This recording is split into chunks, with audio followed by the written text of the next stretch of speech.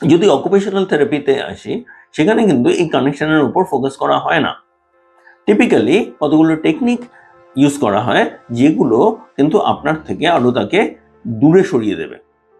ধরা যাক র্যাপিং, একটা বাচ্চাকে আমি একদম আষ্টে পৃষ্ঠে বেঁধে দিলাম, সেই অবস্থায় বাচ্চা কমফোর্টেবল ফিল করবে না করবে না? নিশ্চয়ই না। সেক্ষেত্রে তার আপনার সাথে বন্ডিং বাড়বে না বাড়বে না? ধরেছে বাড়বে না।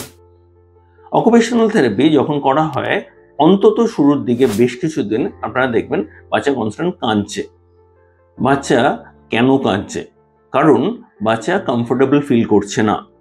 তাহলে বাচ্চার সাথে আমার বন্ডিং এর উপর আমি যদি কাজ করি এবং তারপর বাকি জিনিসগুলো শেখানোর ব্যবস্থা করি, তাহলে কিন্তু এমন হতো না।